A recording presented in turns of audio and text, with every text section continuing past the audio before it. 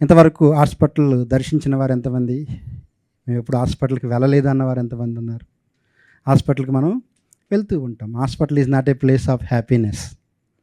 Hospital అనేది సంతోషంగా ఉంచే స్థలమేమీ కాదు. కానీ హాస్పిటల్ ఉన్న ఒక వార్డులో నుండి సంతోషం వస్తూ ఉంటుంది. ఆ వార్డు ఏంటంటే మెటర్నిటీ వార్డు అంటాం. అంటే పిల్లలు పుట్టే వార్డు. అక్కడ ఆనందం వస్తూ ఉంటుంది. ఎందుకోసం అంటే పిల్లలు పుట్టగానే అందరూ చేరి ఆ పుట్టిన బిడ్డ వైపు చూస్తా ఒక ఆలోచన కలిగి ఉంటారు. ఏంటి అంటే ఆ పుట్టిన పిల్లవాడి యొక్క శరీర భాగాలను గమనించి ఎవరిని పోలి పుట్టాడు, చేతులు ఎవరిని పోలున్నాయి, కాళ్ళు ఎవరిని పోలున్నాయి, కళ్ళు ఎవరిని పోలున్నాయి, వారు చెప్పుకుని మురిసిపోతూ ఉంటారు. కాళ్ళు అమ్మ వలె ఉన్నాయని, చేతులు నాన్న వలె ఉన్నాయని. అట్లే మనం పుడుతున్నప్పుడు మనకొక పోలిక అనేది మనం కలిగి ఉన్నాం. మరి మనకు రెండవ జన్మ ఉంది. అది క్రీస్తులో మనము జన్మించాం. ఈ రెండవ జన్మలో జన్మించిన మనము ఏ పోలిక కలిగి ఉన్నాము, ఏ పోలిక కలిగి ఉన్నాము అనేదే ఈ యొక్క నేటి వాక్యము. మన పరిశుద్ధ గ్రంథాలు తెరచి యోహాను రాసిన పత్రిక, మొదటి పత్రిక 2వ అధ్యాయము 6వ వచనాన్ని చదువుదాం. యోహాను పత్రిక, మొదటి పత్రిక 2వ అధ్యాయము 6వ వచనము.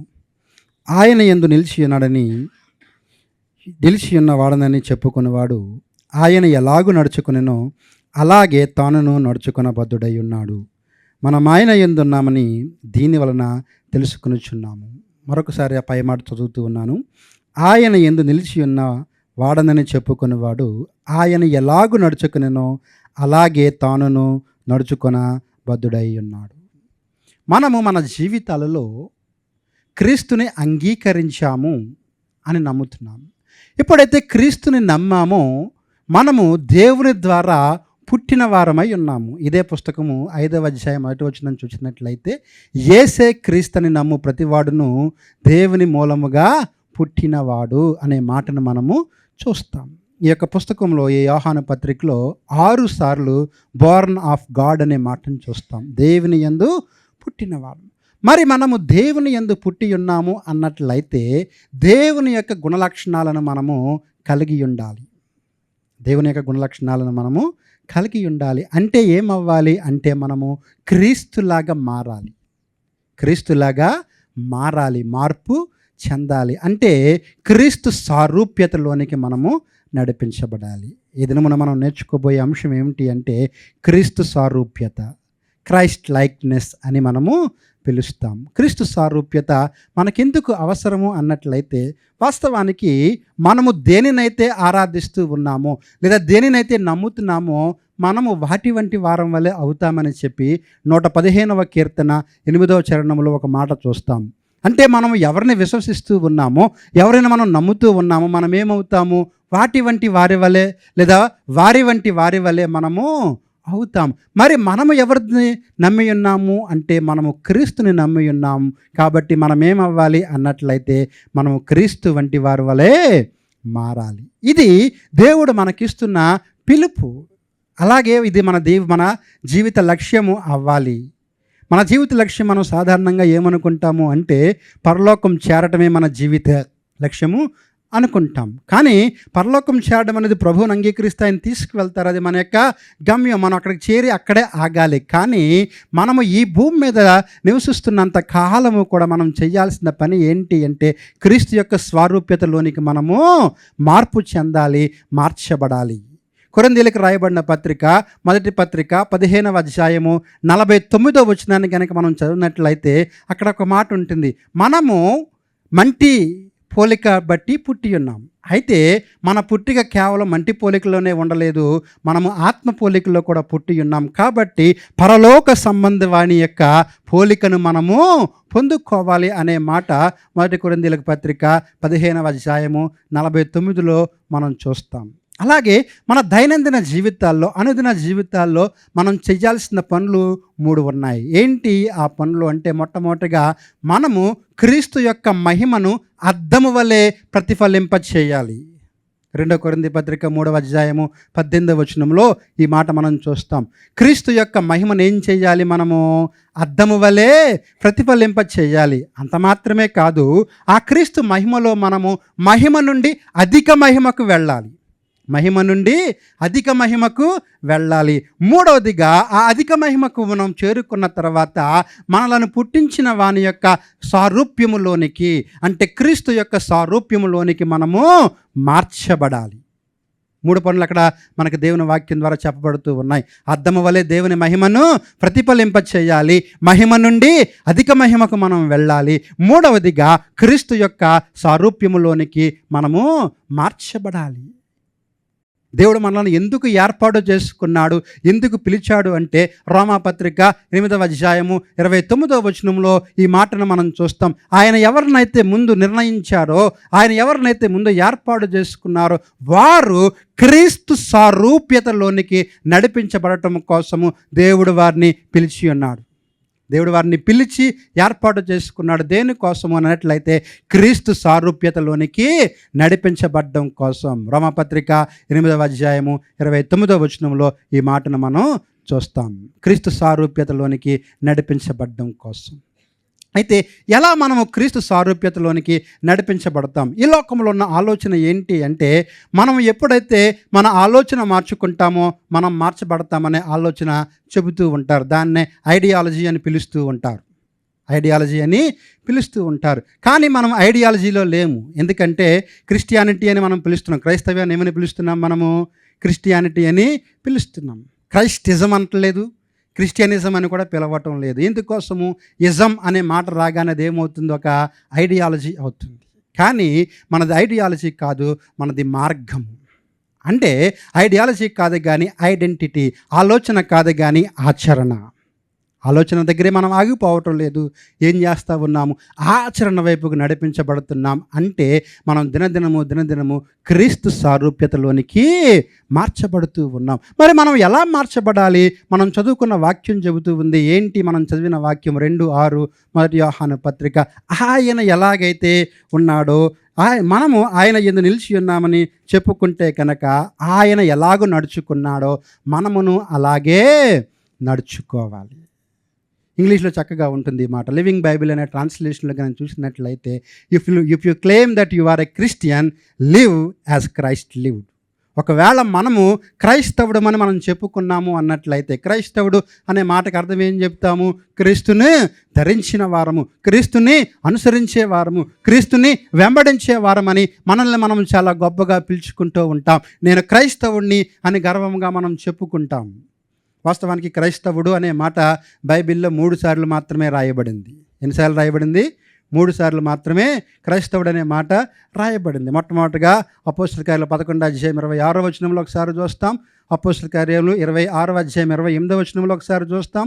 పేతురు మొదటి పత్రిక 4వ అధ్యాయం 16వ వచనంలో ఈ 3 సార్లు మాత్రమే క్రైస్తవుడు అనే మాట మనం చూస్తాం. అవును, మనం పిలువబడడానికి చాలా గర్వంగా ఉంటుంది క్రైస్తవుడు అని చెప్పి. కానీ క్రైస్తవులంగా పిలువబడుతున్న మనము మన జీవితాల్లో క్రీస్తుని చూపిస్తున్నామా లేదా అనేదే మన యొక్క లక్ష్యం కావాలి. ఒకవేళ మనం చేస్తున్న వర్క్ ప్లేసెస్లో కానీ, లేదా మనం ఉంటున్న ప్రదేశాల్లో, లేదా అంతకు మించి మన కుటుంబాల్లో, మన సంఘాల్లో మనల్ని చూసిన వారు క్రీస్తుని చూడగలుగుతున్నారా అనేదే మన యొక్క ప్రశ్న. నాకు తెలిసిన ఒక డాక్టర్ గారు ఉన్నారు, చాలా మంచి డాక్టర్ గారు. ఆయన క్రీస్తుని ఎరుగుదాం, క్రీస్తుని గురించి తెలుసుకుందామని చెప్పి ఒక పాస్టర్ గారిని కలిశారంట. పాస్టర్ గారితో 1 గంట 2 గంటల సేపు చాలా మంచిగా, ఆయన చాలా మంచి డాక్టర్ గారు, దేవుణ్ణి ఎరగలేనప్పటికీ కూడా చాలా మంచి వ్యక్తి. ఆయన దేవుని గురించి పాస్టర్ గారి దగ్గర బాగా తెలుసుకున్నారు. వారు సంభాషిస్తున్న క్రమంలో బయట రోడ్డు మీద పాస్టర్ గారి యొక్క కారుని మరొక కారు వచ్చి గుద్దిందంట. ఆయన పాస్టర్ గారు బయటకు వచ్చి పాపం ఆ గుద్దిన వ్యక్తిని పట్టుకుని బాగా తిడతా ఉన్నప్పుడు ఇంతసేపు ఈ డాక్టర్ గారు అనుకున్నారు, ఓ క్రీస్తు మంచివాడు, మనం అక్కడికి వెళ్ళాలనుకున్నారు. కానీ ఆ యొక్క పాస్టర్ గారి యొక్క స్వభావాన్ని లేదా ఆయన డీల్ చేసిన విధానాన్ని చూసిన తర్వాత వెంటనే ఏం మాట్లాడకుండా అక్కడి నుంచి వచ్చేసారంట. ఏమైంది? ఆయన మాటల్లో ఉన్న విషయాన్ని చేతల్లో చూపలేకపోయా. మనం ఏం చేయాలి?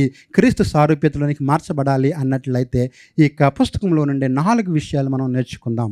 4 విషయాలు ఎలా మనము క్రీస్తు సారూప్యతలోనికి లైక్నెస్లోనికి మనము నేర్చుకోవాలి. 2 విషయాలు ఉంటాయి. అయితే క్రైస్ట్ లైక్నెస్ లేదా క్రైస్ట్లెస్నెస్. అయితే క్రీస్తుని కలిగి ఉంటాము, లేకపోతే క్రీస్తుని లేకుండా ఉంటాం. క్రీస్తుని కలిగి ఉండాలి అంటే మొట్టమొదటి మార్గం ఏంటి అంటే ఆయన నడుచుకున్నట్లుగా మనము నడుచుకోవాలి. Walking like Jesus. ఆయన నడిచినట్లుగా మనము నడవాలి. యేసు వలె నడచుట. ఇదే పుస్తకం 1వ అధ్యాయం చూద్దాం. 1వ అధ్యాయము 7వ వచనము. 1వ అధ్యాయము 7వ వచనము. అయితే ఆయన వెలుగులోనున్న ప్రకారము మనమును వెలుగులో నడిచిన ఎడల మనం అన్యోన్య సహవాసము గలవారం అయ్యుందుము.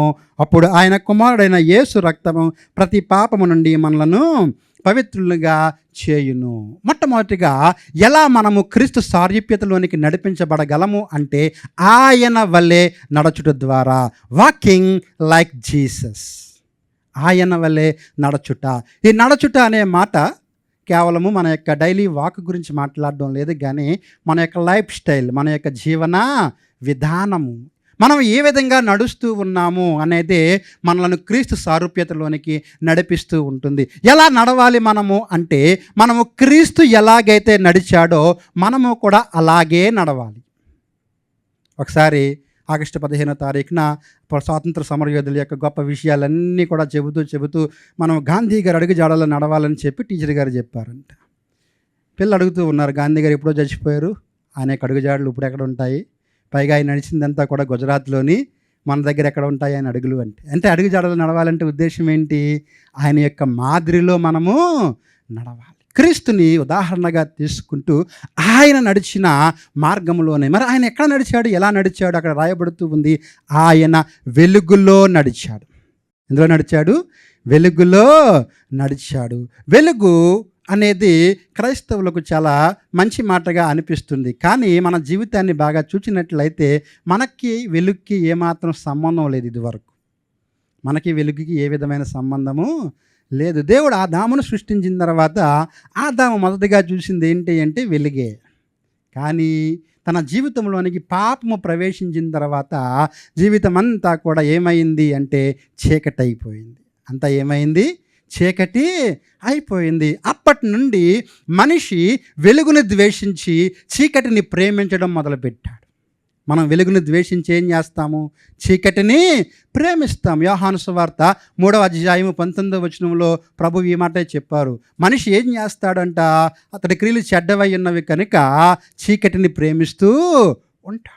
మనం చీకటిని ప్రేమించి వెలుగుని ద్వేషిస్తాం. కానీ ఎప్పుడైతే క్రీస్తుని అంగీకరించామో మనము చీకటిలో నుండి వెలుగులోనికి నడిపించబడ్డాము. ఆ నడిపించిన వెలుగు ఏదైతే ఉందో అది ఆశ్చర్యకరమైన వెలుగని చెప్పి వాక్యం మనకి నేర్పిస్తూ ఉంది. 1 పేతురు పత్రిక 2వ అధ్యాయము 9వ వచనంలో ఈ మాటను మనం చూస్తాం. చీకటిలో నుండి దేవుడు మనలను ఆశ్చర్యకరమైన తన వెలుగులోనికి ఎందుకు నడిపించాడు అంటే ఆయన యొక్క గుణాతిశయములను మనము ప్రచురము చేయ నిమిత్తము ఆయన చీకటిలో నుండి మనల్ని వెలుగులోనికి నడిపించాడు. మనము ఇదివరకు ఏమై ఉన్నాము అంటే చీకటి అయి ఉన్నాము. ఎఫెసీ పత్రిక 5వ అధ్యాయం 8వ వచనం ప్రకారము మనం ఇదివరకు చీకటి అయి ఉన్నాము. మన జీవితం అంతా కూడా దేని ద్వారా నింపబడింది అంటే చీకటి ద్వారా నింపబడింది. మన ఆలోచనలు చీకటి ఆలోచనలు, మన యొక్క తలంపులు చీకటివై ఉన్నాయి, మన కార్యాలు చీకటివై ఉన్నాయి, అంధకారంలోనికి నడిపించబడ్డా.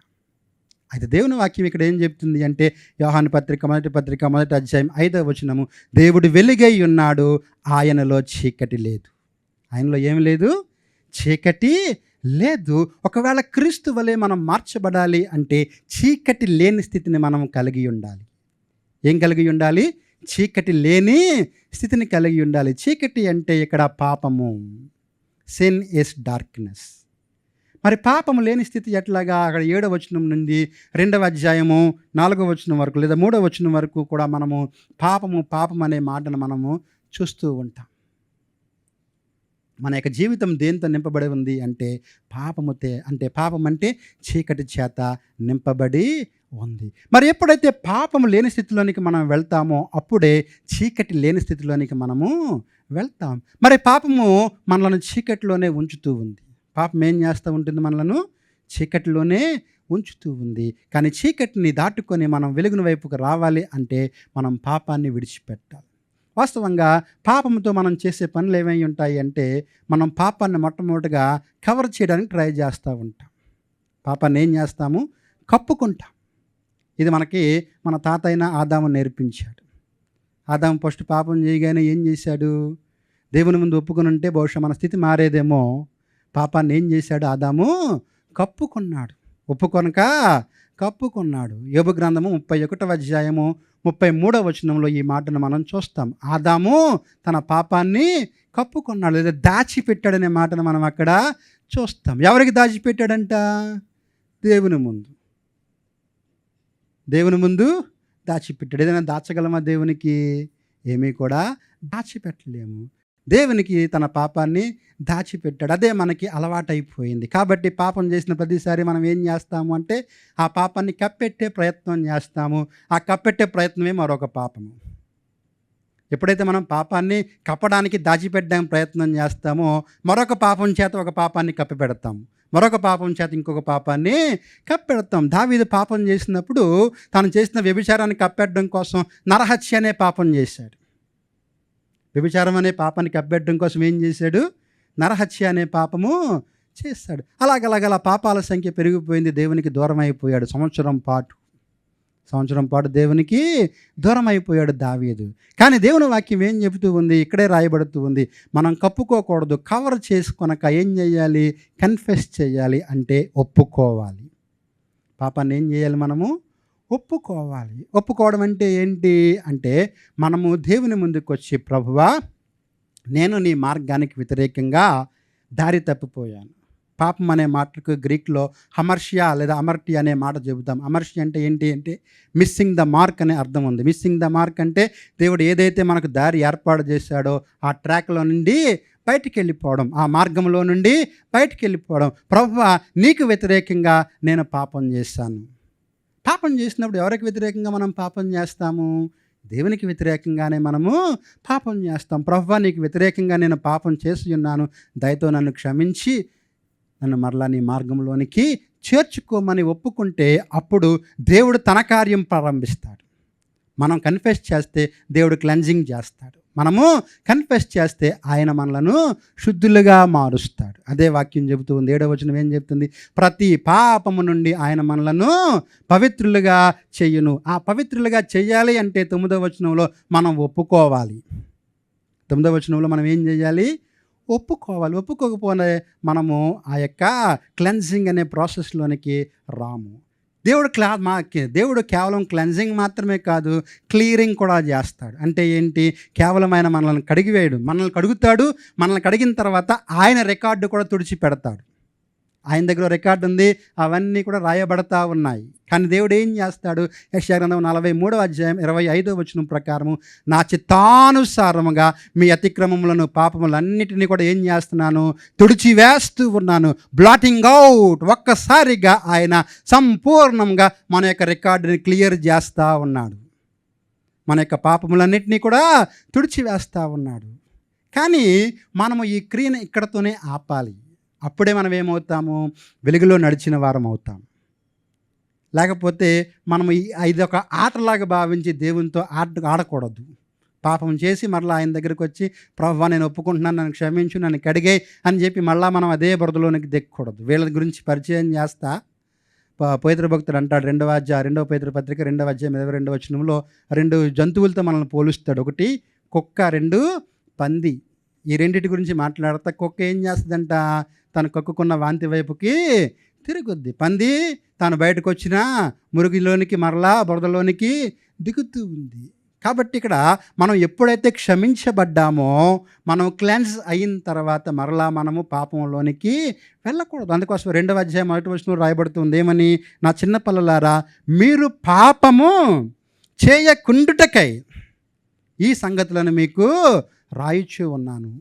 ఒకవేళ పాపం చేసినట్లయితే మనకెవరున్నారు అక్కడ? ఒక ఉత్తరవాది ఉన్నాడు. ఎవరా ఉత్తరవాది? క్రీస్తు. అడ్వకేట్ అనే మాటను మనము చూస్తాం. పరిశుద్ధ అంటే పరలోకంలో జరుగుతున్న కోర్టు సన్నివేశం. మనం అన్నిసార్లు కూడా ఎక్కడ ఉన్నాం? పరలోకంలో కోర్టులో ఉంటాం అన్నమాట. దేవుడు న్యాయాధిపతిగా ఉన్నప్పుడు మనం ముద్దాయిలుగా నిలవబడతాము. నిలబెట్టినప్పుడు మనకు వ్యతిరేకంగా ఉన్న ఒక వ్యక్తి అక్కడికి వస్తాడు. ఎవరు? సాతానుడు వచ్చి మనం చేసిన పాపాలన్నీ జ్ఞాపకం చేస్తాడు. వాస్తవానికి మనకు మతిమరుపు ఉంది, కానీ సాతానికి మతిమరుపు ఉండదు. అవన్నిటిని జ్ఞాపకం చేసుకుని దేవునికి చెప్తూ ఉంటాడు, ఇదిగో నీ బిడ్డని చెప్తున్నావు, ఇదిగో నీ కుమార్తెని చెప్తూ ఉన్నావు, ఈ పాపాలు అబద్ధము, ఇలాంటి ఆలోచనలన్నీ కూడా దేవుని ముందు చెప్తూ ఉన్నప్పుడు అక్కడ మనకు సహాయం చేయటానికి ఒక ఉత్తరవాది ఉన్నాడు. ఆయనే క్రీస్తు. తండ్రి యొద్ద ఉండి ఆయన ఏం చేస్తాడు అంటే ఆయన మన కోసము వచ్చి వాదిస్తాడు. ఏంటా వాదన అంటే, నా రక్తము వారి పాపాలను క్షమించింది, కడిగి వేసింది అని చెప్పి ఆయన మన కోసము అక్కడ ఉత్తరవాదిగా ఉన్నాడు. వాస్తవానికి మనకి ఇద్దరు ఉత్తరవాదులు ఉన్నారు. తండ్రి యొద్ద క్రీస్తు ఉత్తరవాది అయితే, మన యొక్క హృదయంలో పరిశుద్ధాత్ముడు మనకు ఉత్తరవాది. పరిశుద్ధాత్ముడు మనకు ఉత్తరవాది. అక్కడ ఉత్తరవాది అనే మాట దగ్గర పుట్నోట్ వేసి పుట్నోట్లో ఆదరణకర్త అనే మాటను మనం చూస్తాం. కింద చూసారు అక్కడ ఆదరణకర్త. ఎవరు ఆ ఆదరణకర్త? యోహాను సువార్త 16వ అధ్యాయము 7-8 వచనాల ప్రకారము పరిశుద్ధాత్ముడే ఆ ఆదరణకర్త. ఆయన ఏం చేస్తాడు? మన హృదయంలోనికి వచ్చి పాపమును గూర్చి నీతిని గూర్చి లోకమును గూర్చి మనల్ని ఏం చేస్తాడు? ఒప్పింపజేస్తాడు. మనం ఒప్పుకోల వైపుకు వెళుతూ ఉన్నామంటే ఇది ఎవరి ద్వారా? పరిశుద్ధాత్మ ద్వారా. ఆ పరిశుద్ధాత్ముడు మనల్ని పాపంలోనికి ఒప్పింప చేసిన తర్వాత మనము పరిశుద్ధులముగా మార్చబడుతూ ఉన్నాం. ఒకవేళ మనము పాపం మరలా చేస్తూ ఉన్నాం. ఉదాహరణకు నా 3వ వచనం, అక్కడ 3వ వచనంలో ఏం రాయబడుతుంది అంటే, 2వ వచనంలో ఆయనే మన పాపములకు శాంతికరమై ఉన్నాడు. ప్రొపీషియేషన్ అనే మాటను మనం చూస్తాం. ఈ ప్రొపీషియేషన్ అనే మాట ఎవరి కోసము అంటే, ఎవరైతే అన్బిలీవర్స్గా ఉండి క్రీస్తును నమ్ముకొనగా పాపం చేసి వారు ఒప్పుకున్నారో వారికి ఏమై ఉన్నాడు? క్రీస్తు శాంతికరమై ఉన్నాడు. వారికి ఏమై ఉన్నాడు? శాంతికరమై ఉన్నాడు. ప్రొపీషియేషన్ అంటే వారు ఒప్పుకున్నట్లయితే ఆ పాప భారం ఎవరి మీద పడుతుంది? క్రీస్తు మీద పడుతుంది. వారు పాప విముక్తులుగా మార్చబడి దేవుని దగ్గరికి వస్తారు. దేవుని దగ్గరికి వచ్చిన తర్వాత మనము ఒక సంబంధాన్ని కలిగి ఉంటున్నాము. ఇప్పుడు ఏమవుతున్నాము? క్రీస్తుని అంగీకరించగానే మనము దేవుడికి మనకి ఒక సంబంధం ఏర్పడుతుంది. క్రీస్తు జ్యేష్ఠుడిగా ఉండి ఆయన మనలను తన యొక్క తండ్రి దగ్గరికి తీసుకుని వెళ్ళాడు. కాబట్టి మనం ఆయన ఏమని పిలుస్తూ ఉన్నాము? ఇప్పుడు తండ్రి అని పిలిచే అధికారము దేవుడు మనకి ఇచ్చాడు. ఇప్పుడు పాపము చేయగానే మనం ఎవరికి వ్యతిరేకంగా చేస్తున్నాము? మన తండ్రికి వ్యతిరేకంగా చేస్తున్నాము. పాపం చేసే ప్రతిసారి మన తండ్రికి మనకి ఉన్న సహవాసము సంబంధం మీద ఎఫెక్ట్ పడుతూ ఉంటుంది. అందుకోసమే మీరు పాపము చేయకుండుటకై ఈ యొక్క సంగతులు మీకు రాస్తూ ఉన్నాను. కాబట్టి మీలో చీకటి ఉండకూడదు. చీకటి అంటే పాపము ఉండకుండా ఎప్పుడైతే వెలుగులో నడుస్తారో, యేసు వలె నడుస్తారో, అప్పుడు మనం ఎక్కడికి వెళ్తాము? క్రీస్తు స్వారూప్యతలోనికి నడిపించబడతాం. ఇది మొదటి అడుగు. క్రీస్తు స్వారూప్యత వైపుకు నడవాలి అంటే మొట్టమొదటిగా యేసు వలె నడవాలి. Walking like Jesus. రెండవది ఇంకా ఏం చేయాలి? మనం క్రీస్తు వైపుకు వెళ్ళాలి లేదా క్రీస్తు సారూప్యతలోనికి మార్చబడాలి అంటే 3వ అధ్యాయము 3వ వచనాన్ని చదువుదాం. యోహాను పత్రిక 3వ అధ్యాయము 3వ వచనము అక్కడ రాయబడుతూ ఉంది, ఆయన యందు నిరీక్షణ పెట్టుకున్న ప్రతివాడును ఆయన పవిత్రుడై ఉన్నట్టుగా తనను పవిత్రుడిగా చేసుకున్నాడు. రెండవది ఏం చేయాలి అంటే మనము యేసు వలె సేవించుట. Serving like Jesus. యేసు వలె సేవించుట. ఎట్లా యేసు సేవించాడు దేవుణ్ణి అంటే పరిశుద్ధతతో ఆయన సేవించాడు. పరిశుద్ధతతో ఆయన యేసుని సేవించాడు. మనము కూడా ఏమవ్వాలి? ఆయన నడిచినట్లుగానే నడవాలి. ఆయన ఉన్నట్లుగానే. ఇప్పుడు ఆయన ఏమై ఉన్నాడు? ఆయన పరిశుద్ధుడై ఉన్నాడు. మనము కూడా ఇప్పుడు ఏమవ్వాలి? పరిశుద్ధులముగా మార్చబడాలి. ఇదే దేవుని యొక్క పిలుపై ఉన్నది. లేవియకాండంలో 6 సార్లు ఒక మాటను మనం చూస్తాం. 11వ అధ్యాయం 44, 19, 2, 19, 20 ఇట్లా మనం చూసే మాట ఏంటి అంటే, నేను పరిశుద్ధుడును, మీరును కూడా ఏమవ్వాలి? పరిశుద్ధులుగా మార్చబడాలి. ఇది ఆయన పిలుపు. పేతురు పత్రిక మొదటి అధ్యాయము 15వ వచనంలో ఇదే మాటను మనం మరలా చూస్తాం. మీరేమవ్వాలి అంటే మీరు ఆయన వలె పరిశుద్ధులుగా మార్చబడాలి. వాస్తవానికి ఈ 3 వచనాలు మనం చదివినట్లయితే 3వ అధ్యాయము 1వ వచనం, 2వ వచనం, 3వ వచనం 3 విషయాలు అక్కడ మనం నేర్చుకుంటాం. మొట్టమొదటిగా 3వ అధ్యాయం 1వ వచనం ఏం చెప్తూ ఉంది?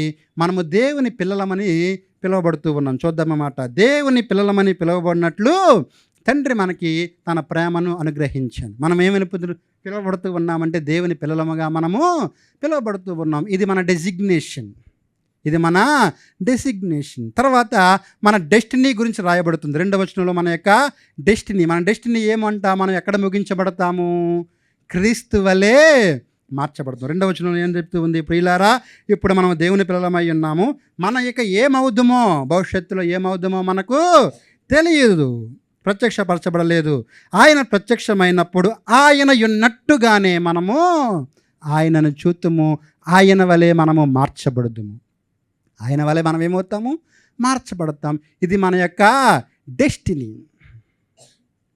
ఈ యొక్క 17th సెంచరీలో ఈ రేసిజం సమస్య బాగా ఎక్కువగా ఉన్నప్పుడు, బ్లాక్ అండ్ వైట్ వారు కొట్టుకుంటూ ఉన్నప్పుడు ఆ యొక్క సమస్య సంఘంలోనికి కూడా వచ్చింది. సంఘంలోకి కూడా వచ్చి బ్లాక్స్ అందరూ ఒక సంఘాన్ని, వైట్ పీపుల్ అంతా ఒక సంఘాన్ని పెట్టుకునే స్థితికి వచ్చేసింది. కానీ ఆ యొక్క తెల్లవారుల నుండి నల్లవారి యొక్క సంఘానికి ఎవరు కూడా వచ్చేవారు కాదన్నమాట. సమస్యలు, ఆ నల్లవారికి చాలా సమస్యలు. వారు దేవునికి మొరపెడుతూ ఉన్న సమయంలో ఒక ప్రీచర్ ధైర్యం చేసి తెల్లవాడు ఆ నల్లవారి సంఘానికి వెళ్ళి వాక్యం చెబుతూ ఉన్నప్పుడు ఒక తల్లి బాగా ఏడుస్తూ ఉందంట. ఒక తల్లి బాగా ఏడుస్తూ అంటే ఆ ప్రీచర్ అడిగాడు, అమ్మ ఎందుకు ఏడుస్తున్నావంటే ఆమె అడిగిందంట ప్రీచర్ని, పాస్టర్ గారు పరలోకంలో కూడా ఈ తెలుపు నలుపు భేదాలు ఉంటాయా? పరలోకంలో కూడా ఈ తెలుపు నలుపు భేదాలు ఉంటాయా? ఈ భేదాల వల్ల మేము చాలా నలిగిపోయాము, చాలా అలసిపోయాము. అక్కడ ఎలా ఉంటాము మీరు నాకు చెప్పండి. పాస్టర్ గారి దగ్గర జవాబు లేదు. అక్కడ ఎలా ఉంటాము అంటే ఆయన చెప్పిన మాట ఏంటి అంటే, అక్కడ మనం క్రీస్తు ఉన్నట్లే ఉంటాం. ఎలా ఉంటాం? మనము క్రీస్తు ఉన్నట్లే ఉంటాం. ఎప్పుడైతే మనము క్రీస్తు ఉన్నట్లే ఉంటామని ఆయన చెప్పగానే ఆమె చాలా ఆదరణ పొందింది. ఎందుకోసం అంటే మన యొక్క దీన శరీరాలు మహిమ శరీరాలుగా మార్చబడబోతూ ఉన్నాయి. అది మన యొక్క డెస్టినీ. అది భవిష్యత్తులో జరగవలసింది. మరి ఇక్కడ ఈ లోకంలో మనం ఎలా ఉండాలి? ఇది మన యొక్క డ్యూటీ. 3వ వచనం చెబుతూ ఉంది, ఆయన పవిత్రుడై ఉన్నట్లుగానే మనము కూడా ఏమవ్వాలి? పరిశుద్ధతతో జీవించాలి. పరిశుద్ధతతో జీవించాలి అంటే ఇందాక మనం అనుకున్నట్లుగా మొదటిగా చీకటి లేదు ఆయనలో, ఇప్పుడు ఆయనలో పాపము లేదు. 5వ వచనం, 3వ అధ్యాయం 5వ వచనంలో ఏం లేదు? పాపము లేదు. మనము కూడా ఏం లేకుండా ఉండాలి? పాపము లేకుండా ఉండాలి. పాపములను తీసివేయటకే ఆయన ప్రత్యక్షమైనని మీకు తెలియను, ఆయన యందు పాపమేమీయూ లేదు. మనం పరిశుద్ధులుగా మార్చబడాలి అంటే పాపము లేని స్థితిలోనికి మనము నడిపించబడాలి. పాపం లేకుండా ఉండటం సాధ్యమేనా అంటే పాపానికి సంబంధించి 3 విషయాలు ఉంటాయి. పాపానికి సంబంధించి 3 విషయాలు ఏంటి అంటే, మొట్టమొదటిగా పాపం చేసే ప్రతి వాడు కూడా పాపానికి ఒక శిక్షణ పొందాలి. పాపానికి ఒక శిక్షణ పొందాలి. దాన్నే పెనాల్టీ అంటాం. ఆ పెనాల్టీ అనేది ప్రభువారు చెల్లించారు. తన యొక్క రక్తము ద్వారా ఆయన యొక్క పెనాల్టీని చెల్లించి ఆ పెనాల్టీలో నుండి మనలను విడిపించాడు. మన భాషలో మాట్లాడుకోవాలంటే పనిష్మెంట్. ఆ శిక్షలో నుండి ప్రభువారే ఆ శిక్షను అనుభవించారు. మన స్థానంలో అనుభవించుప్పుడు ఏమంటున్నారు? క్రీస్తు యేసునందున్న వారికి ఏ శిక్షా విధియో లేదు అని చెప్పి ఆ శిక్షలో నుండి మనల్ని తప్పించారు. ఓకే. రెండవది పవర్ ఆఫ్ సిన్ అంటాం. పాపము యొక్క ఏమంటామంటే ప్రభావము. పాపం యొక్క ప్రభావం మన చుట్టూ నిత్యము ఉంటుంది. ఎలాగ వైఫై అంటారో పాపం కూడా మన చుట్టూ అలాగే ఉంటుంది. ఆల్మోస్ట్ ఎక్కడ ఉంటుందంట? వాకిటి యొద్ద ఉంటుందని కయ్యనుతో ప్రభువారు చెప్పారు. పాపం ఎక్కడ ఉంటుందంట? వాకిటి యొద్ద ఉంటుంది. ఒక్కోసారి ప్రభువును బయట పెట్టేస్తాం మనం. ప్రభువు వాకిటి యొద్దే ఉంటాడు, పాపము కూడా వాకిటి యొద్దే ఉంటుంది. లోపలికి ఎవరిని ఆహ్వానిస్తామనేది మన యొక్క ఇష్టం. పాపాన్ని ఆహ్వానిస్తే పాపం వచ్చి పాపం మన మీద రాజ్యం చేస్తుంది. పాపం ఏం చేస్తుంది? పాపం వచ్చిన తర్వాత కుదురుగా ఉండదు, మన మీద ప్రభుత్వం చేసి మనలను దాసులుగా బానిసలుగా మార్చుకుంటూ ఉంటుంది. ఇక పాపం మాట వింటూ ఉంటాం. చాలామంది పాపం మొదలుపెట్టినప్పుడు మనం పాపాన్ని జయిస్తామంటారు. ఎవరన్నా స్మోకింగ్ చేసేవారిని మాట్లాడితే అబ్బాయి నేను మానేసుకుంటాను అని మొదలు పెడతారు. కానీ వారు ఏమైపోతారు? దానికి బానిసలు అయిపోతారు. పాపము యొక్క బానిసత్వంలోనికి మార్చబడతారు. అది పవర్ ఆఫ్ సిన్. తర్వాత ప్రెజెన్స్ ఆఫ్ సిన్ అంటాం. 3వది పాపం యొక్క సన్నిధి. అయితే ప్రభువు వారు మొదటి రెండింటిని కూడా విడిపించేశారు మన మీదనండి. పెనాల్టీ ఆయనే కట్టారు. పవర్ అంటే పాపాన్ని జయించే శక్తి కూడా మనకిచ్చారు. పాపాన్ని జయించే శక్తి మనకి ఇచ్చారు పరిశుద్ధాత్మ సహాయంతో. ప్రెజెన్స్ ఆఫ్ సిన్ అంటే పాపంలో నుండి సంపూర్ణంగా ఎప్పుడు మనం తీసుకోబడతాము అంటే ఎప్పుడైతే ప్రభు యొక్క సన్నిధికి చేరతామో లేదా పరలోక రాజ్యంలోకి వెళ్తామో అక్కడ పాపంతో మనకి ఏ విధమైన సంబంధము లేదు. అయితే మనం ఈ లోకంలో జీవించినంత కాలము కూడా పాపం మనకు కూడా ఉంటానే ఉంటుంది. ఎప్పుడు మరి మనం పవిత్రులుగా మార్చబడగలము అంటే ఒక 3 విషయాల ద్వారా మనము పరిశుద్ధులముగా మార్చబడతాం. మొట్టమొదటిగా దేవుని యొక్క క్రీస్తు యొక్క రక్తము ద్వారా మనం ఏమవుతాము అంటే పరిశుద్ధులముగా మార్చబడతాం. మనల్ని ఎవరికి పరిశుద్ధంగా మారుస్తారు? క్రీస్తు రక్తం. ఇప్పుడే చదివాం కదా, 1 యోహాను పత్రిక 1వ అధ్యాయము 7వ వచనము. క్రీస్తు రక్తం మనలను పవిత్రులుగా చేస్తూ ఉంది. రెండవది, ఎవరు మనల్ని పరిశుద్ధంగా మార్చగలరు అంటే దేవుని వాక్యము. దేవుని వాక్యము. దేవుని వాక్యం మనల్ని ఏం చేస్తుంది? పాపముల నుండి పరిశుద్ధులుగా పరిశుద్ధత వైపుకి మనలను నడిపిస్తుంది. అందుకోసమే 119వ కీర్తన 11వ వచనంలో భక్తుడు అంటాడు కదా, నా హృదయంలో పాపం రాకుండా నేను ఏం చేస్తున్నాను? నీ వాక్యాన్ని దాచి ఉంచాను. వాక్యం ఏం చేస్తూ ఉంటుంది? పాపం ఏంటో మనకి తెలియజేస్తూ ఉంటుంది. పాపానికి దూరంగా ఉండమని వాక్యం చెబుతూ ఉంది. ఒకవేళ వాక్యాన్ని మనం పాటించినట్లయితే వాక్యం ఒక నీరు వంటిది. వాక్యం ఒక నీరు వంటిది. ఈ నీరు ఏం చేస్తూ ఉంటుంది అంటే పాపంలో నుండి మనలను పరిశుద్ధులముగా మారుస్తూ ఉంది. వాక్యము చేత మనము ప్రతిదినము కూడా స్నానము చేపించబడాలి. ఉదక స్నానం అనే మాట మనము ఎఫెసీ పత్రిక 5వ అధ్యాయము 25వ వచనంలో ఈ మాటను మనం చూస్తాం. దీని ద్వారా వాక్యము అనే నీరు ద్వారా మనం ఉదక స్నానము చేయబడి మనం పరిశుద్ధులముగా మార్చబడాలి. వాక్యం ఏం చేస్తుందంటే, వాక్యం ఎలాగైతే ఒక కంప్యూటర్లో యాంటీవైరస్ అనేది పనిచేస్తుందో మన యొక్క హృదయంలో కూడా వాక్యం ఆ విధంగానే పనిచేస్తూ ఉంటుంది. మేము బైబిల్ కాలేజీలో ఉన్నప్పుడు ఏమైనా మా స్టూడెంట్స్ తప్పు చేస్తూ ఉంటే మొదట్లో వారు తెలివిగా ఆలోచించి డబ్బులు పనిష్మెంట్గా ఇవ్వడం మొదలుపెట్టారు. వారు కొట్టలేము కదా, కొట్టే స్థితి వరకే ఉంటుంది. వాళ్ళు పెద్దవాళ్ళు అయిన తర్వాత ఇదిగో మీరు ఈ తప్పు చేశారంటే మీరు ఈ పనిష్మెంట్ ఉంటుందని చెప్పి వాళ్ళకి డబ్బు ఫైన్ కట్టించుకునేవారు. అది వారికి బాగా అలవాటు అయిపోయింది. ఏదైనా తప్పు చేయడం ఒక 100 రూపాయలు ఎంతో పట్టుకుని ఆఫీస్కి రావడం అలవాటు అయిపోయింది. తర్వాత మేము మార్చాం సిస్టమ్. ఏంటి అంటే, మీరు ఏదైనా కాలేజీకి అగెన్స్ట్గా చేస్తే మీరు వాక్యాన్ని రాయడం ఇంపోజిషన్ ఇస్తూ ఉండేవాళ్ళం. మొట్టమొదటిగా 89వ కీర్తన ఇచ్చేవాళ్ళం. 89వ కీర్తనలో 52 వచనాలు ఉంటాయి. ఓకే, ఆ పాపం స్థాయి అంటే ఇంకొంచెం ఎక్కువ స్థాయి అయినట్లయితే 78వ కీర్తన ఇచ్చేవాళ్ళం. ఈ 78వ కీర్తనకి 72 వచనాలు ఉంటాయి. అబ్బాయి వీళ్ళు ఇంకా ఎక్కువ పని చేశారంటే ఇక చివరిగా 119వ కీర్తన ఇచ్చేవాళ్ళు. వాళ్ళకి రోజంతా అదే పని అన్నమాట. కొంతమంది పిల్లలు ఖాళీగా ఉన్నప్పుడు కాగితాలు రాసుకుంటూ కూర్చునేవారు. ఏంటంటే అవసరం అవుతాయి భవిష్యత్తులో అవసరమవుతాయి అని చెప్పి ఆ 119వ కీర్తన రాస్తూ ఉండేవారు. అంటే మా ఉద్దేశం ఏంటి అంటే, ఆ పాపానికి విరుడుగా వీళ్ళు ఏం చేయాలి? కనీసం వాక్యం నేర్చుకోవాలి అన్న ఆలోచన ఉద్దేశం వారికి ఇచ్చేవారు. వాక్యం అనేది మనలను పరిశుద్ధులుగా మారుస్తుంది. ఇక 3వ ఏజెంట్ ఎవరు అంటే పరిశుద్ధాత్ముడు. పరిశుద్ధాత్ముడు మనలను పాపము వైపు ఒప్పింపచేసి పరిశుద్ధత వైపుకి నడిపిస్తాడు. శరీర కార్యాలు ఆత్మఫలం అనేది మనము గలతీ పత్రిక 5వ అధ్యాయంలో చాలా స్పష్టంగా చూస్తాం. శరీర కార్యములన్నిటి నుండి కూడా మనకు విరుగుడు కలిగించేది ఏంటి అంటే ఆత్మ, పరిశుద్ధాత్ముడు. తీతు పత్రిక 3వ అధ్యాయము 5వ వచనంలో కూడా మనకొక స్నానం కనిపిస్తుంది. అక్కడ కూడా మనకొక స్నానం కనిపిస్తుంది. ఏంటి ఆ స్నానం అంటే పరిశుద్ధాత్మ ద్వారా మనం చేసే స్నానము. ఆ పరిశుద్ధాత్మ ద్వారా వచ్చే స్నానము మనకు పరిశుద్ధత కలగజేస్తుంది. కాబట్టి మనం ఏమవ్వాలి? పరిశుద్ధులముగా మార్చబడాలి. ఆయన పరిశుద్ధుడైనట్లుగానే మనము పరిశుద్ధులముగా మారి దేవుణ్ణి సేవించాలి. ఆ సేవించే క్రియలోనికి మనం నడిపించబడాలి అంటే పాపం లేని స్థితిలోనికి మనం ఉండాలి. పాపం లేని స్థితిలో నుండి మనం పరిశుద్ధులముగా మార్చబడతాము. మన పరిశుద్ధతతో దేవుణ్ణి సేవించే వారముగా మార్చబడతాము. అందుకోసమే కదా క్రీస్తు ఆయన నిలవబడి ఒక సవాలు విసిరారు. తనను ఎంతో వెంబడిస్తున్న యూదులకు లేదా వెంబడిస్తున్న పరిసయ్యులకు వీళ్ళందరి ముందు నిలవబడి నాలో పాపం ఉన్నదని ఎవరైనా స్థాపించగలరా అనగానే అందరి నోళ్ళు ముయ్యబడ్డాయి. ఎందుకోసము అంటే ఆయన జీవితాన్ని వాళ్ళు చూశారు. నువ్వు ఈ తప్పు చేసావు, లేదా నువ్వు ఈ పాపం చేసావు, ఈ తప్పు చేసావు అని ఎవరు కూడా ఆయన ముందు నిలబడలేకపోయారు. ఆయనలో పాపము లేదు. అఫ్కోర్స్ మనం ఆ స్థితి పొందలేము, కానీ దేవుని యొక్క పరిశుద్ధతను మనం పొందడానికి ఆయన కృప చూపుతూ ఉన్నారు. కాబట్టి ఆ క్రీస్తు వలె పరిశుద్ధులముగా మార్చబడి ఆయనను మనము సేవించాలి. ఇది రెండవ స్టెప్. ఇక మూడవ విషయం, మూడవ అడుగులోనికి మనం వెళ్దాం.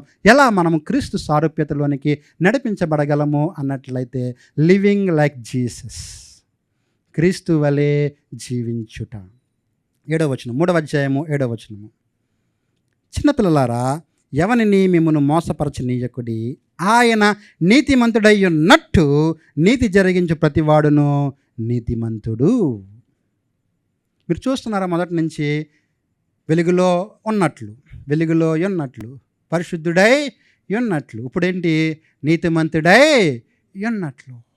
ఇప్పుడు ఎలా మనము ఉండాలి అంటే, ఎలా మనము జీవించాలి? Living like Jesus.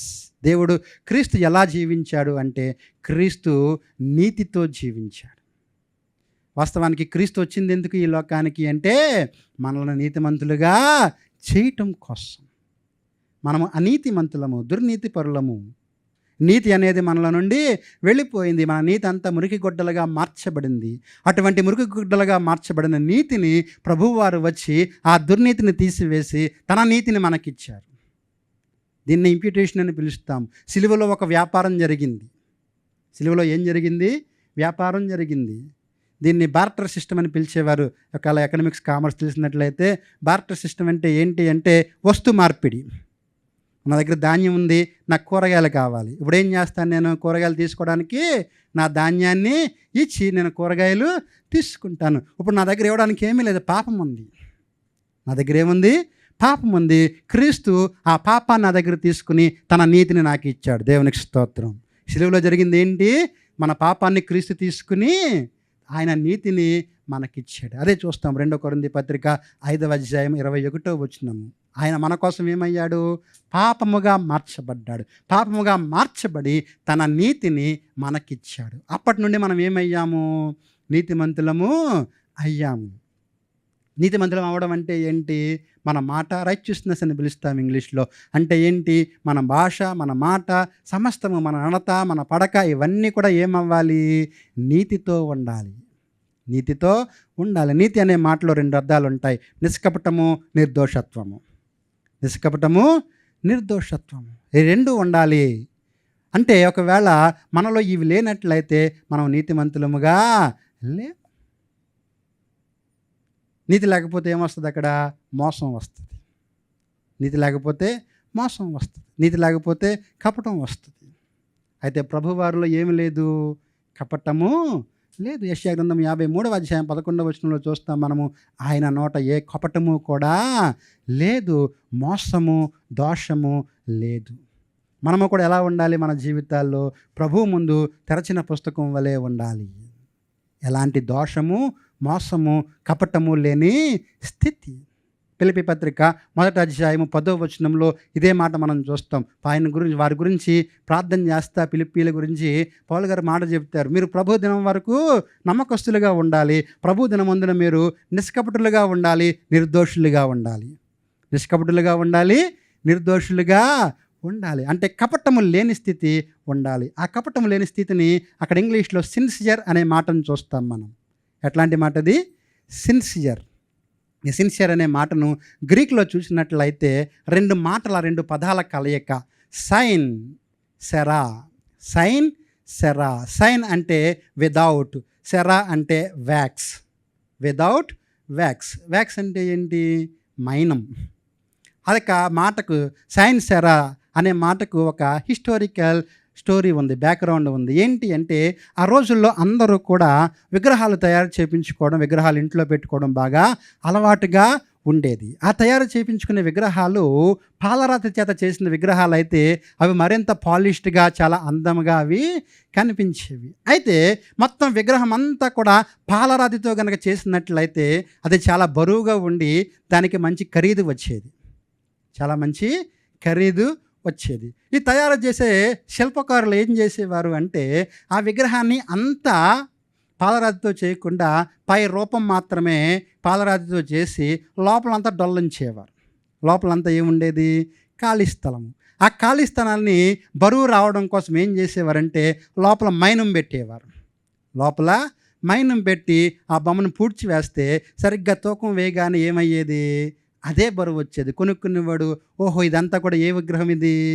పూర్తిగా పాలరాతి విగ్రహం అని కొనుక్కునేవాడు. సరిగ్గా ఆ విగ్రహాన్ని కనుక ఎండలోకి తీసుకెళ్తే ఎండ ఏమవుతుంది? విగ్రహాన్ని వేడి చేస్తుంది. వేడి చేస్తే లోపల ఏముంది? ఇప్పుడు మైనం ఉంది. ఆ ఘన పదార్థంగా ఉన్న మైనం ఏమవుతుంది? ఇప్పుడు కరిగిపోద్ది. కరిగిపోయి ద్రవ పదార్థంగా బయటికి కారిపోయేది. ఆ యొక్క విగ్రహం యొక్క బరువు తగ్గిపోయేది. లోపలంతా ఖాళీ డొల్ల, వితౌట్ వ్యాక్స్. మనము కూడా మన జీవితాల్లో దేవునికి దాచిపెట్టేది ఉండకూడదు. దోషము లేని, కపటము లేని, మోసము లేని జీవితాన్ని మనము జీవించినప్పుడు, యేసు వలె జీవించడం అంటే ఏంటి అంటే నీతితో జీవించడము, నిష్కాపట్యముగాను నిర్దోషత్వంతో మనం జీవించినప్పుడే యేసు వలె జీవించిన స్థితి. ఒకవేళ యేసు వలె జీవించలేనట్లయితే కనుక మనం క్రీస్తు సారూప్యతలోనికి నడిపించబడము. క్రీస్తు సారూప్యతలోనికి నడిపించబడాలి అంటే నీతితో మనము జీవించాలి. నీతితో మనము జీవించాలి. ఒకవేళ నీతితో జీవించలేనట్లయితే దేవ స్వభావములో మనము పాలి భాగస్థులముగా ఉండలేము. ప్రభువారు మనల్ని ఎందుకు లోకంలోంచి వేరుపరిచారు అన్నట్లయితే చూద్దాం ఈ మాట. పేతురుపత్రిక ఒక 2 పేజీలు వెనక్కి తిప్పండి. పేతురుపత్రిక 2వ పత్రిక 1వ అధ్యాయము 4వ వచనము.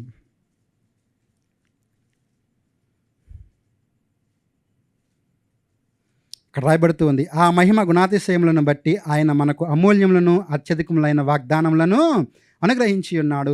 దురాశను అనుసరించటం వలన లోకమునందున్న భ్రష్టత్వము, మోసము, దోషము, కపటము, భ్రష్టత్వము, ఈ భ్రష్టత్వము నుండి ఈ వాగ్దానముల మూలముగా మీరు తప్పించుకొని దేవ స్వభావమునందు పాలివారగినట్లు వాటిని అనుగ్రహించారు. భ్రష్టత్వము నుండి, ఆ యొక్క దోషము నుండి, కపటము నుండి తప్పించుకుని మనం ఏమవ్వాలి?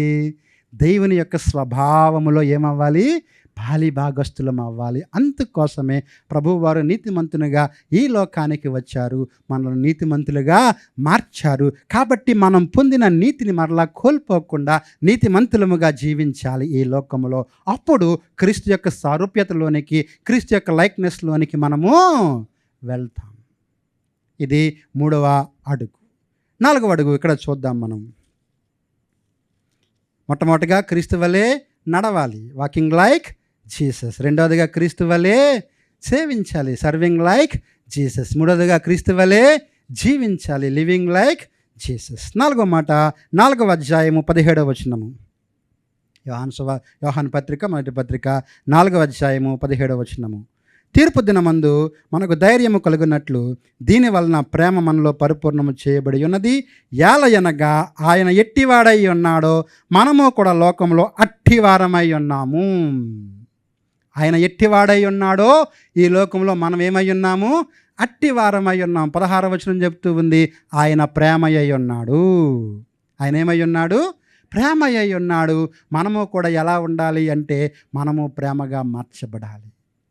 యేసు వలె ప్రేమించుట, లవింగ్ లైక్ జీసస్.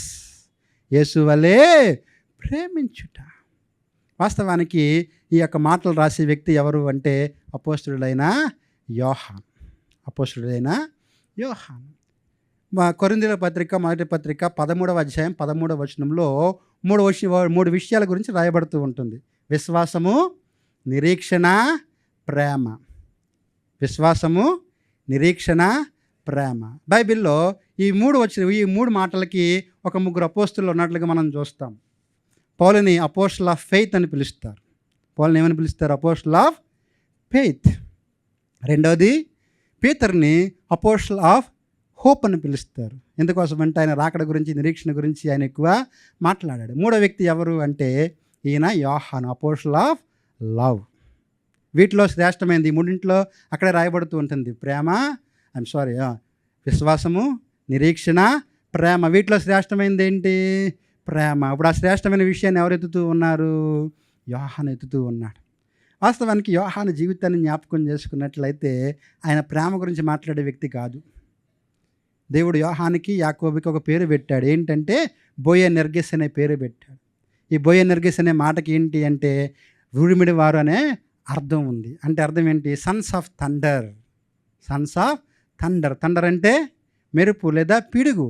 పిడుగు పిల్లలమాట. అంటే ఏంటి? ఒకసారి ప్రభువారు సువార్త ప్రకటించడం కోసం ఒక ఊరికి వెళ్ళారు. ఆ ఊరి వారు వినలేదు. వెంటనే వెళ్ళి ఏం చెప్పారు దేవునితో? ప్రభువా, ఏలియా వలే అగ్ని రప్పించి మొత్తం ఊళ్ళో ఉన్న వాళ్ళందరినీ కూడా కాల్చేద్దాం. అలాగే యేసు నామములో ఎవరో ఏం చేస్తారు? అద్భుతాలు చేస్తూ ఉన్నారు. వాళ్ళ దగ్గరికి కంప్లైంట్ తీసుకెళ్ళి ప్రభువారి దగ్గరికి, వాళ్ళని కూడా ఏదోటిది చేసేద్దాం. ఇలాంటి వ్యక్తి ఇప్పుడు ఏం మాట్లాడుతూ ఉన్నాడు? ప్రేమ గురించి మాట్లాడుతూ ఉన్నాడు. వాస్తవానికి 95వ సంవత్సరం వరకు, AD 95 వరకు కూడా పద్మస్ అనే ఒక ద్వీపంలో బందీగా ఉన్న ఈయనను విడిపించి మరలా ఎఫెసు ప్రాంతానికి తీసుకొచ్చారు. అప్పటికి సజీవంగా ఉన్న యేసు శిష్యుడు ఈయన అక్కడ మాత్రమే. మిగతా వాళ్ళందరూ కూడా చనిపోయారు. అప్పటికే ఒక నూతన తరం వచ్చేసింది.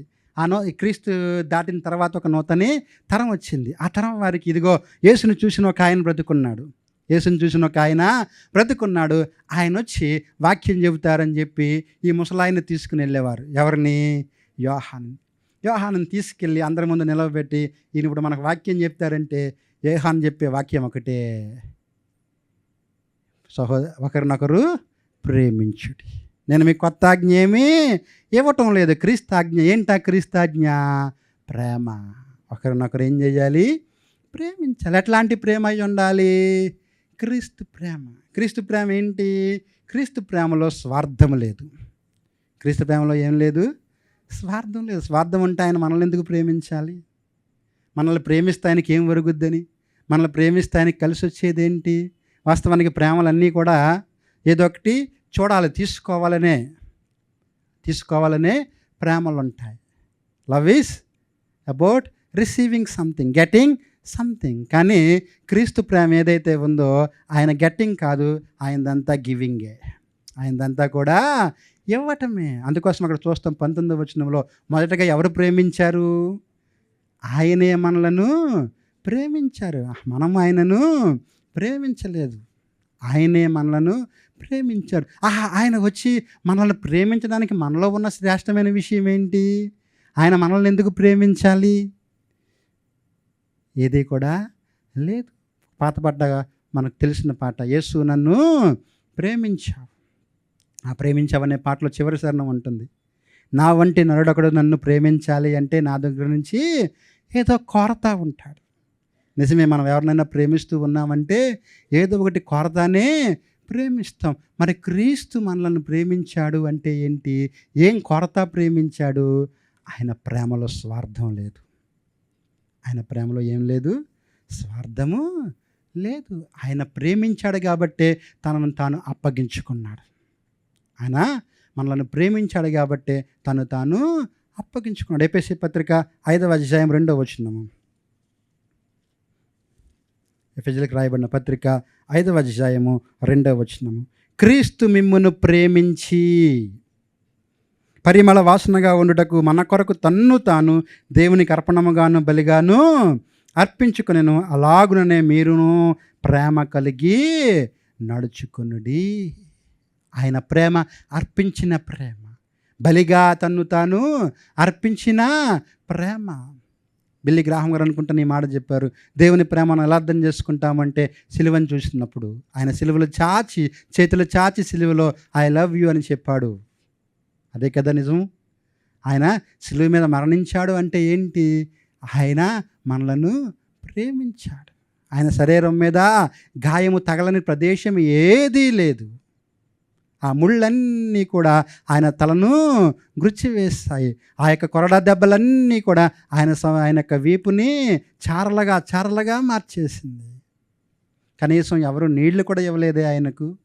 ఆ భారభరితమైన సిలువను మోసుకుని వెళ్తా ఉన్నారు. ఇదంతా ఎందుకు ప్రభువా అంటే నేను ప్రేమించాను కాబట్టి. నిజమే, ఆయన ప్రేమలో ఏం లేదు? స్వార్థము లేదు. మనము కూడా క్రీస్తు వలె ప్రేమించే వారముగా మార్చబడాలి. ఎప్పుడైతే మనం క్రీస్తు వలె ప్రేమిస్తామో అప్పుడు క్రీస్తు సారూప్యతలోనికి నడిపించబడతాం. మన యొక్క జీవిత గమ్యము ఏమవ్వాలి, మన లక్ష్యం ఏమవ్వాలంటే క్రీస్తు వలె మార్చబడాలి. ఒకవేళ క్రీస్తు వలె మార్చబడకపోయినట్లయితే, మన జీవితాల్లో క్రీస్తుని మనం చూపించకపోతే మన విశ్వాసం, మన భక్తి అన్నీ వ్యర్థమే. మన విశ్వాసం, మన భక్తి అన్నీ వ్యర్థమే.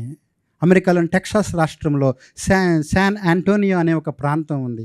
ఆ ప్రాంతంలో ఒక ఆర్మీ మ్యూజియం ఉందండి. ఆ ప్రాంతంలో ఒక ఆర్మీ మ్యూజియం. ఏంటి ఈ ఆర్మీ మ్యూజియం అంటే, అంతవరకు మిలిటరీలో సేవ చేసి యుద్ధం చేసి చనిపోయిన వారి ఫోటోలన్నీ కూడా ఆ గోడకి అంటించి పెడతారు. ఆ గోడకి అంటించి ఆ ఫోటోల కింద వారి పేర్లు రాసి, వాళ్ళు ఏ యుద్ధాలు చేశారో, వారు చేసిన అచీవ్మెంట్ ఏంటి, ఆ విషయాలన్నీ కూడా రాసి అక్కడ ఉంచుతారు. ఆ ఫోటోలన్నీ చూసి అలా వెళ్తూ ఉన్నప్పుడు ఒక చోటకు వచ్చినప్పటికీ ఒక ఫోటో పెట్టబడింది. ఆ కింద జేమ్స్ బొమావో అనే పేరు రాయబడింది. అతని పేరు జేమ్స్ బొమావో. ఆయన ఏ యుద్ధాలు చేశాడో ఆ యొక్క క్రమం అంతా రాయబడింది. అక్కడ ఒక నోట్ రాయబడింది. ఏంటి ఆ నోట్ అంటే, ఆ పైన ఉన్న ఫోటో అతనిది కాదంట. పేరు అతనిది, పైన ఉన్న ఫోటో అతనిది కదా. మరి ఎవరు ఫోటో పెట్టారు? ఆ ఫోటో వాళ్ళ మేనల్లుడు, అతని పేరు జాన్సన్ బొమావో. మరి ఇదేంటి, ఎవరు ఫోటో పెట్టాలి అక్కడ? జేమ్స్ ఫోటో పెట్టాలి. జేమ్స్ ఫోటో దొరక్క ఏం చేశారు? జాన్సన్ ఫోటో పెట్టారు. ఇప్పుడు ఏంటని కింద రాస్తారు కదా, ఈయన చూస్తే ఆయన చూసినట్లు. ఎందుకోసం అంటే వీళ్ళిద్దరూ ఒకే రీతిగా ఉన్నారు. ఇద్దరు ఎలా ఉన్నారు? ఇప్పుడు ఒకే రీతిలో ఉన్నారు. ప్రభువారు పుట్టిన లేదా ఆయన ఉన్న సమయంలో ఫోటోలు ఏమీ లేవు. ఇప్పుడు మనం లోకానికి క్రీస్తుని ఏం చూపించాలి? మనల్ని చూపించాలి. మనల్ని చూసిన వారు క్రీస్తుని చూస్తారా? జాన్సన్ జేమ్స్ని చూపించగలిగాడు. ఇప్పుడు నేను క్రీస్తుని చూపించగలనా నా జీవితం ద్వారా? చూపించగలిగితే నా జీవితానికి ఆ పరమార్థం అదే. చూపించగలిగితే నా జీవితానికి పరమార్థం అదే. ఒకవేళ క్రీస్తుని కనుక నా జీవితంలో చూపించలేనట్లయితే నా భక్తి అంతా వ్యర్థమే, నా జీవితమే వ్యర్థం. సిఎస్ లూయిస్ అనే ఒక మంచి రైటర్ ఉన్నారు. ఆయన మియర్ క్రిస్టియానిటీ అని ఒక పుస్తకాన్ని రాశారు. చాలా మంచి పుస్తకం, మీకు దొరికితే తీసుకోండి, చదవండి. ఈ మియర్ క్రిస్టియానిటీ అనే పుస్తకంలో ఆయన ఒక చక్కని కోట్ రాస్తాడు. ఏంటి ఆ కోట్ అంటే, మనం చర్చి, మన యొక్క పని అంతా ఏంటి అంటే ఆయన చెబుతూ ఉన్నాడు, ద చర్చ్ ఎగ్జిస్ట్స్. సంఘం ఎందుకుంది? సంఘం యొక్క పని ఏంటి అంటే, the church exists for nothing else that to draw men in to Christ. సంఘం యొక్క ప్రాథమిక కర్తవ్యం, పని ఏంటి అంటే మనుషులను క్రీస్తు దగ్గరకు తీసుకుని రావటం. తీసుకొచ్చి ఏం చేయాలి? To make them little Christ's. సంఘాన్ని వారి దగ్గర తీసుకొచ్చి ఏం చేయాలి? వారిని చిన్న యేసయ్యలాగా మార్చాలి. సంఘం ఏం చేయాలి? వారిని చిన్న యేసయ్యలాగా మార్చాలి. నువ్వు ఒక యేసయ్యగా మారిపోవాలి, నేను ఒక యేసయ్యగా మారిపోవాలి, నువ్వు ఒక యేసయ్యగా మారిపోవాలి, మనం యేసులాగా మారిపోవాలి. అదే సంఘం యొక్క పని. ఒకవేళ ఆ పని చేయకపోతే కనుక ఆయన చెబుతాడు, if they are not doing that, ఒకవేళ ఆ పని కనుక వారు చేయకపోతే, ఆల్ ద క్యాథడ్రల్స్, పెద్ద పెద్ద భవనాలు కలిగి ఉండడం, క్లర్జీ, గొప్ప గొప్ప పాస్టర్లు ఉండడం, మిషన్స్, గొప్ప పరిచర్య చేయటం, గొప్ప సందేశాలు, సర్మన్స్, సందేశాలు ఇవ్వడం, even the Bible itself are simply a waste of time. ఇవన్నీ కలిగి ఉండడం ఒకవేళ యేసుగా మార్చలేకపోతే ఇవన్నీ వ్యర్థమే, ఇవన్నీ వ్యర్థమే. అక్కడ మా లాస్ట్ మాట ఇంకా బాగుంటుంది, God became man for no other purpose. దేవుడు ఎందుకు మనిషిగా మార్చబడ్డాడు అంటే, మనం కోల్పోయిన దేవ స్వభావాన్ని మనకివ్వడం కోసమే దేవుడు మనిషిగా వచ్చాడు. దేవుడు మనిషిగా వచ్చాడు. వాస్తవానికి ఆదికాండము 5వ అధ్యాయం 1వ వచనం చూసినట్లయితే, దేవుడు ఆదామును సృష్టించి తన పోలికను ఎవరికి ఇచ్చాడు? ఆదాముకి ఇచ్చాడు. తన స్వరూపాన్ని ఎవరికి ఇచ్చాడు? ఆదాముకి ఇచ్చాడు. కానీ ఆదాం పాపం చేసి దేవుడిచ్చిన స్వరూపాన్ని, దేవుడిచ్చిన స్వభావాన్ని, దేవుడిచ్చిన పోలికను అంతా కోల్పోయాడు. కోల్పోయి తన పాప స్వభావాన్ని తాను నిలబెట్టుకున్నాడు. ఆ పాప స్వభావంలోనే కయ్యీనుని కన్నాడు. 3వ వచనం చెబుతూ ఉంది, తన పోలిక చెప్పున. చూసినట్లయితే 5వ అధ్యాయము 1వ వచనంలో ఏం రాయబడుతుంది? దేవుని పోలిక అనే మాటను మనం చూస్తాం. 5వ అధ్యాయము ఆదికాండము 1వ వచనము, దేవుని పోలికలో ఆదాము చేయబడ్డాడు. ఇప్పుడు దేవుని పోలికలో నుంచి, దేవుని స్వరూపంలో నుంచి ఎవరి పోలిక వచ్చేసాము?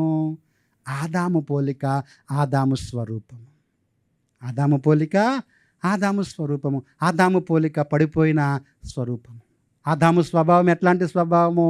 పాపానికి లోనైన స్వభావం, అంధకారముతో నిండిపోయిన సమాధానం, పరిశుద్ధత, నీతి లేని స్వరూపము ఆదాము స్వరూపము. అందరూ కూడా ఆదాము స్వరూపంలో నుండే వచ్చి అందరూ పాపులముగా మార్చబడుతూ నిలవబడిపోయా మరణం వైపుకు వెళ్తా ఉన్నాం. అలాంటి వారిని ఆ యొక్క ఆదాము స్వరూపములో నుండి క్రీస్తు స్వరూపంలోనికి మార్చడం కోసం క్రీస్తు ఈ లోకానికి రెండవ ఆదాముగా తిరిగి వచ్చాడు.